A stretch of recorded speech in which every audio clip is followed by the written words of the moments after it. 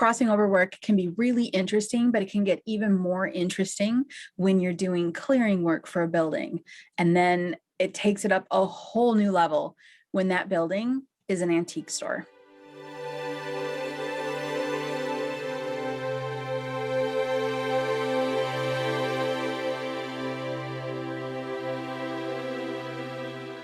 So I get a call from two gentlemen that owned an antique store.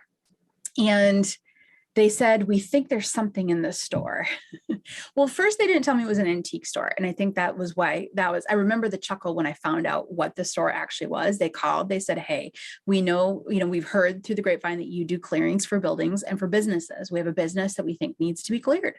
And I said, okay, all right, I'm on my way, because I love doing clearings for buildings. And I said, tell me a little bit more about it, like what's going on. He says, well, sometimes we hear things or we feel really uncomfortable. There's two buildings. One building we feel more uncomfortable than the other building. Both of these buildings are part of our business. Some customers go to one building, some customers go to the other, some customers go to both. I said, what kind of business is it? And he said, an antique shop. And I thought, not something I would have considered. And I remember thinking, how am I going to clear this? Should it be cleared? I'm really puzzled. And when your brain starts to ask a lot of questions around how to approach a situation with clearings and crossing over work, just try to let it go until you get there. Just try to let it go. Try not to think about it too much before you go, because in the end, it typically never ends up being the way that you think it's going to be. Before you go, you can think, oh, well, okay, I'll approach it like this, or I'll do this, or I'll do that, I'll do this. And in the end, you get there and it ends up being something completely different anyway. So that's what happened for me. The Taurus brain of mine was like, oh, I wonder what's going to happen. I'm going to get in there, and all these antiques, every antique came from a different person or a different timeline. And then maybe there's going to be a connection. I spiraled on that one for a bit. And then I got there and went into there was two buildings, and he brought me into the one that he felt was affected, and he was correct. That one was what, the pop culture term haunted would be. There was a lot of spiritual activity in there. And then he brought me into the second building, and it wasn't so much. He said, what's fascinating is that this first building that I think something's wrong in, building number one, we get half the sales here that we get in building number two. Building number two does twice as much sales. And so I think it's affecting our bottom line.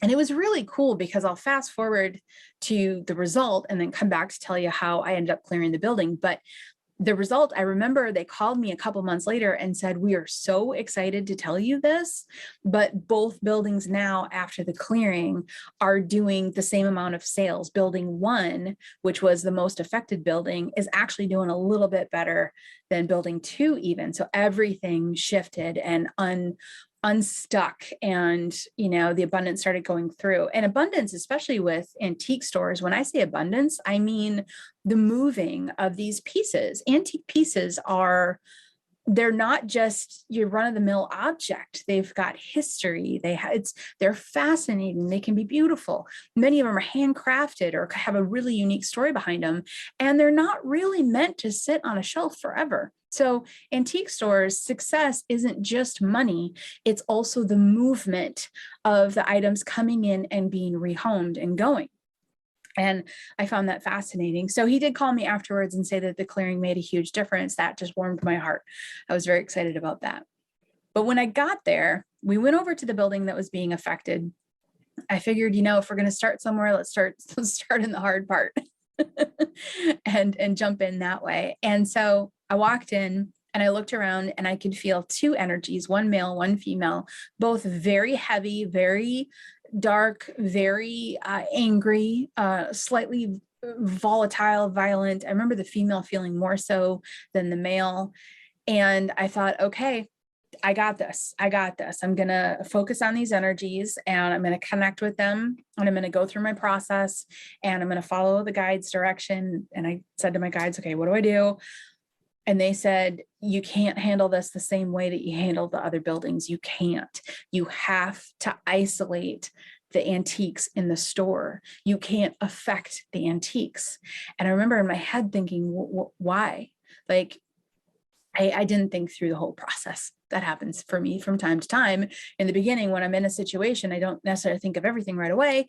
And I said to the guides, I was like, well, why? What do you mean? Because he was in essence telling me, you need to bubble up every item in here. And now I'm standing in an antique shop. If you've ever been in one, there's 1,000 items in there. And I said, you need me to bubble up each and every item? And he said, yes, because you can't affect the items. You can't affect, they have collected energy over the years. They have lived their story. The energy that is held in each of these items is part of the item, and you can't get rid of that. And I look back on that and think, I don't know that I could if I even wanted to, because that wouldn't have been for the highest good. But he was walking me through the steps of acknowledging and setting the intent of not just wiping that whole building clear and all the energy of all the antiques out as well. So the more I talked to him, the more it made sense. And I said, okay. And then the more I talked to my guide, the more I went, really? You want me to bubble up at least 1,000 items? He's like, you can do them all at once. Just set the intent that in the moment, right now, for this session, every single item is safely encapsulated in its own protective bubble, and it won't be affected by the clearing of these two spirits. And I was like, well, that's fascinating. So that's what I did. I got a thumbs up from my guide. He said, okay, good. Now you're ready to go. Now work with the spirits. And I looked around, and a couple things happened. First off, I now feel better about not affecting this space in a negative manner, because the whole purpose of being there was to help the business owner, help the business, help move these antiques into the homes that they belong. And secondly, I was able to see the spirits much more clearly. The male and the female, now I could see form, and I could understand, why they were there, like what they were doing. And it had nothing to do with the antique shop. I thought initially, oh, they'll be connected to an item, because that you hear that a lot is, oh, this item's haunted or it's connected to, and they actually weren't. They were connected to the land. They were connected to, they had both passed nearby, and they had kind of resided, and they found kind of that energetic food in the items in here. They were kind of feeding off of the life that these antique pieces had. And it was helping them. It was bringing them some calm, even though their intent wasn't great. And they were very much in a space of being angry, volatile kind of thing. So once I bubbled up all the items, a couple things happened. I could see them more clearly.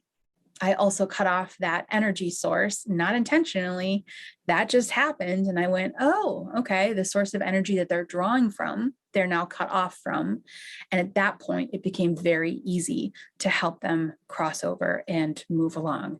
I connected with both of them. I didn't ask too many questions. I know you hear that from me a lot. And there's always questions that I want to go back and ask the spirits, but that I interacted with, but I didn't ask a lot of questions because I was so focused. And I just remember they both had feelings of hatred and betrayal and anger, something that had happened. Both of them were dressed in clothing from very early on, at least 80, 90 years earlier than what we were in. And afterwards, I looked back and I thought to myself, if I would have just walked into this antique shop and seen them clearly in the clothing, I would have instantly assumed that they were connected to an object. I would have assumed that. It was the working with my guide. When my guide said, hey, you need to take this extra step, a step that I didn't expect to take or even understand or knew until my guide said it, that I was able to really see what was really, really going on. And I feel like that's when the clearing is effective. That's when you do the best work, is when you follow instruction, work with your guides, stay open to all of the possibilities, and never let yourself assume. We do. I mean, come on, we go in and we make assumptions, and we're like, oh, I bet you it's this. Oh, I bet you it's that. But we have to, even if we have those feelings, which I still sometimes do, I think, oh, you want me to clear something at a bakery? Ooh, maybe it was the previous baker. Okay. You have some of those thoughts bubble up. All you got to do, set that thought aside, go in, do your job, blank slate, understand that you might not understand the situation, but you just need to go in and do the work. And when you do it, that's when the good work is really, really done. So guide says, bubble all the objects up. I do that. that helps me to realize that these two spirits that are causing frustration and negative energy looming and kind of hanging in this space, they're not connected to the objects, and that they were connected to the land. When you step into this and you start to get a little bit more clarity, sometimes it's easier to work with doing crossing over like this. When to work in the crossing over field with spirits, especially spirits that aren't walking up to you saying, help me to cross over. Neither of these spirits were. They were angry and frustrated, and they anchored in. And just think of somebody's arms crossed and stomping their foot and saying, I'm not going anywhere, that kind of feeling. So when you're coming up on somebody who is stuck and struggling, no matter how angry they are or frustrated or what level of energy they're at, sometimes you need to clear away everything else that's distracting you. That's exactly what happened in the antique shop. They weren't connected to any objects. They were frustrated, they were angry, and they wanted to stay in that anger. But here's the thing. They're not supposed to stay in that anger. And every moment that they're in that anger is a moment that's kind of being robbed of them, that they don't need to be there. They don't need to be stuck. They don't need to be elongating this experience of emotional pain.